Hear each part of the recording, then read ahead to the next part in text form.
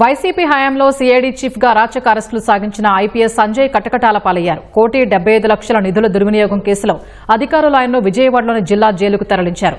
Supreme court ఆదేశాల మేరకు లొంగిపోయిన సంజయ్ కు విజయవాడలోని ఏసీబీ కోర్టు వచ్చే నెల 9 వరకు రిమాండ్ విధించింది.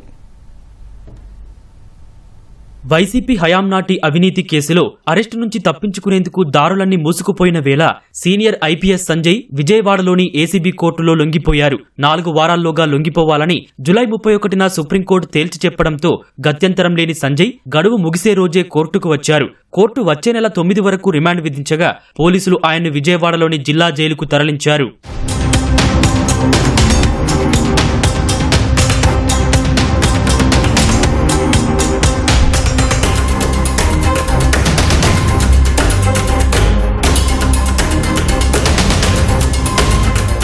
సీనియర్ ఐపీఎస్ సంజయ్ వైసీపీ హయాంలో అగ్నిమాపక శాఖ డీజీగా సిఐడి విభాగాధిపతిగా పనిచేసిన కాలంలో హోదాను అడ్డుపెట్టుకుని 1,75 లక్షల దుర్వినియోగం చేసినట్లు ఏసీబీ అభియోగాలు మోపింది.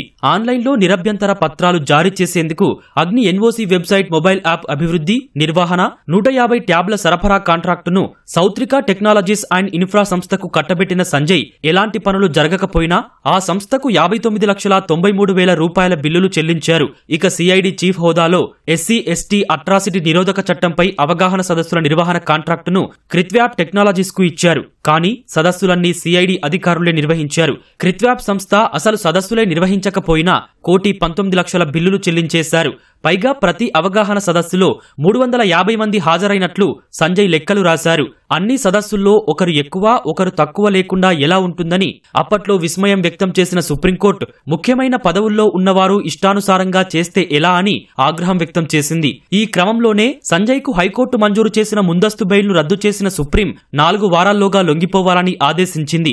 ఆ మేరకు విజయవాడలోని ఏసీబీ కోర్టులో లొంగిపోయిన సంజయ్ బెయిల్ కోసం పిటిషన్ వేశారు. అటు ఏసీబీ కూడా సంజయ్ ను వారం పాటు కస్టడీకి ఇవ్వాలని పిటిషన్ దాఖలు చేసింది. 2 పిటిషన్లలో కౌంటర్ దాఖలకు ఆదేశాలిచ్చిన న్యాయస్థానం తదుపరి విచారణను ఈ నెల 29కి వాయిదా వేసింది.